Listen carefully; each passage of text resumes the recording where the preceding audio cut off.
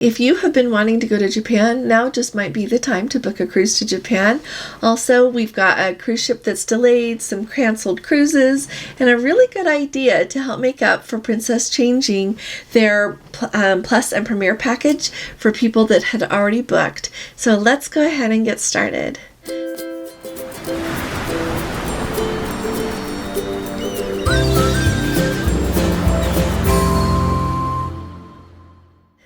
Hi there, this is Allison with Let's Go Travel Tips, and today is Friday. It is September 8th of 2023. I really have missed seeing you all every day. Gordon and I have had a rather extraordinary time this last week, but I think that we're getting back to normal around here, and so I look forward to seeing you every day again. Now, if you have not subscribed yet, would you please subscribe to our channel? Would love to have you here with us. It's always nice to see you, so please hit that subscribe, and then you won't miss anything that you need to know about cruising, as well as a wonderful place to be to talk about everything to do with cruising and travel. So first of all, Japan. Now, Princess has just released their 2025 Japan itineraries. I feel like looking at what they are offering for 2025 are exceptional.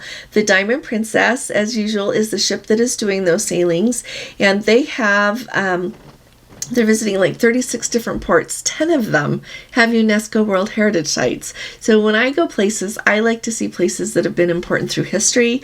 I like to think about them. I like to see them. And anyway, so they have really, I feel like, done a really good job. Along with that, the variety of cruises, they have ones that go from 7 days clear up to 22 days. And so no matter how much time you've got, hopefully there would be one that would work for you. And there are really a huge variety of itineraries. Having said that, the reason that I think, in addition to excellent itineraries to choose from, a really good reason to book is because through September 15th, Princess has a special offer. So you can get, based on the cabin that you book and everything that plays into that, up to $1,600 of onboard credit that you can use however you want to when you get on the ship. It can be applied towards your excursions. It can be applied towards, if you want to go shopping on board, whatever. In addition to that, you can get up to $400 of onboard credit that goes for excursions. And as you look at doing this, just know that it's for guests 1 and 2 in the cabin, all right? It's not for, like, if you've got guests 3 and 4, they don't get that same promo, all right? But that's what you can get. In addition to that, you can have, clearly you get the cabin you want when you book early, but another $200 per person of onboard, just a savings of your cruise fare if you book. Now that $200 applies clear through November 30th. So if you book a cruise to Japan by November 30th and you've got a Captain Circle number, you can get that extra savings. But you need to book by September 15th if you want to get that amazing onboard credit. Gordon and I are going to look at that this weekend so that we can see this. Gordon's been wanting to go back, and we are going to talk about those itineraries and a lot more to do about that on Monday night during our live. Our lives are always on Monday night. We try to catch them on Friday too. We can't this week, but Monday night at 8 p.m. Eastern time, we're going to talk about that. And Gordon lived there for 2 years. He's very familiar with the culture and the places. So I thought it would be fun to hear what he thought some of the exciting itineraries are. One of the things that they do have is an amazing cruise tour. And you get like an overnight in Kyoto, an overnight in Tokyo. You get to take the bullet train. Really excellent offerings. And so I wanted to make you aware of that. If you need someone to help you book, I would be delighted to help you book.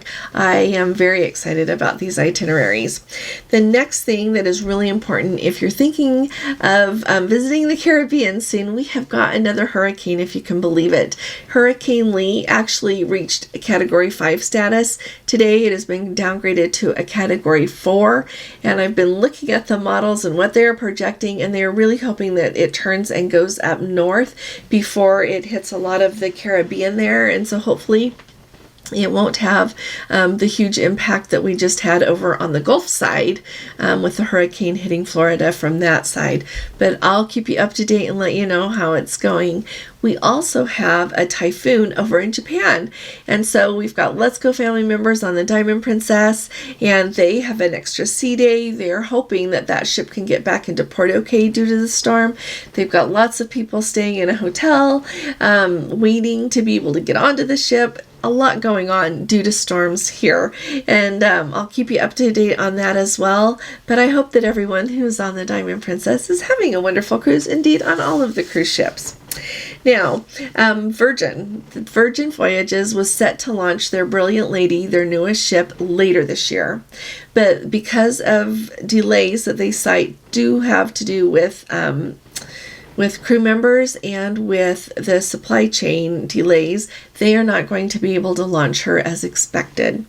They have not announced the date that she will launch instead, so we will keep our eye out for that.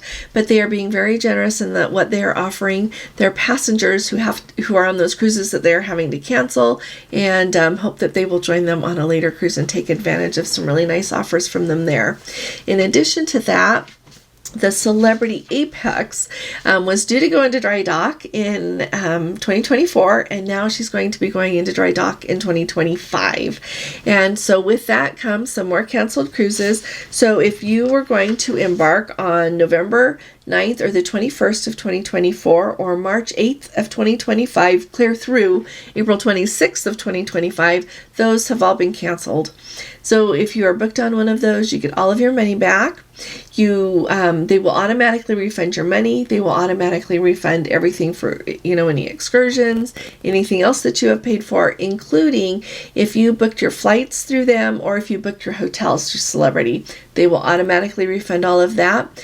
And for your trouble, they will give $200 per stateroom of onboard credit to a future cruise that you book, or if you had a cabin in the retreat, they will give you $400 of onboard credit if you rebook. So they're, I think, doing their best. There sure is a lot going on, isn't there? A lot of delays with a lot of things, a lot of changes with a lot of things.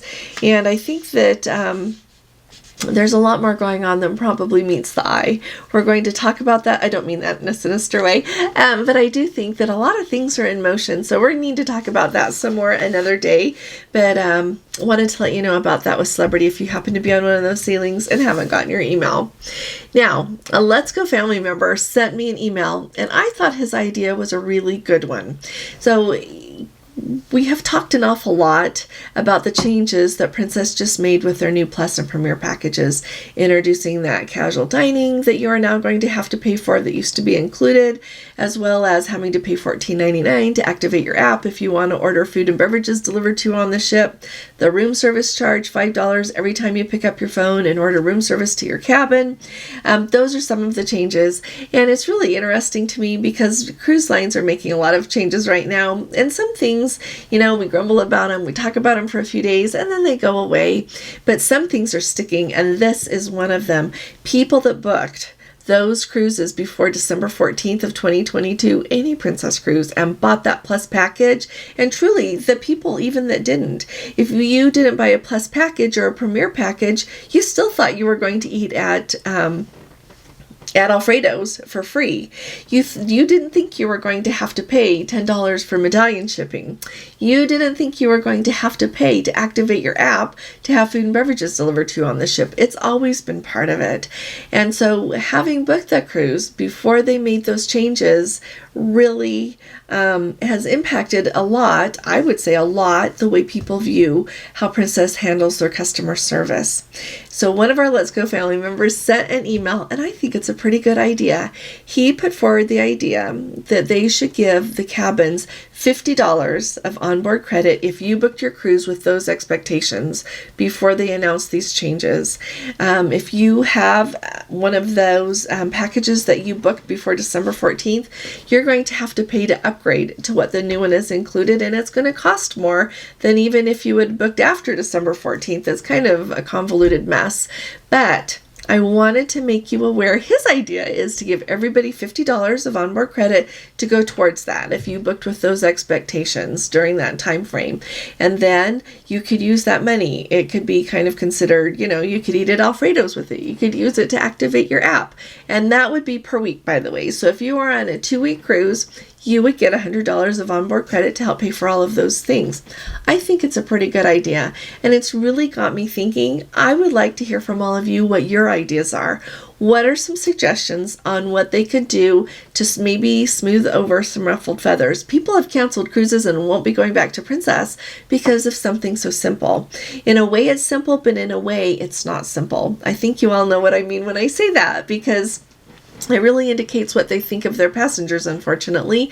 I think they can just keep getting new and not need to worry about that loyalty thing and how they treat people. So put down below, what are your ideas on what they could maybe do to smooth things over a little bit? You all are wonderful, and I'm really looking forward to reading your comments. The last thing I want to know have any of you ever, and because I'm really thinking about this, and I hadn't thought about it until a couple of people asked me, so now I'm trying to think about what to do. Do you ever load a Visa card? Like, you can go down to the, like here where we live, you can go to Walmart, you can go to Walgreens, you can go to the grocery store and buy a gift card, for example, that for a Visa or American Express that you put X number of dollars on. Then you use that card, kind of like a credit card. You go around, and if you want to buy something, you just use that instead of your regular credit card. Do any of you do that when you travel? And say how it works for you. We're going to talk about this and money management on cruises a lot more really soon. So let me know what you think about that, would ya? I really appreciate you all, and I'm really excited to see you again on Monday night. But before then, I'll see you tomorrow. It's really nice to see you. I'll be talking to you all again really soon. You all take really good care. God bless you. Love you. Bye-bye.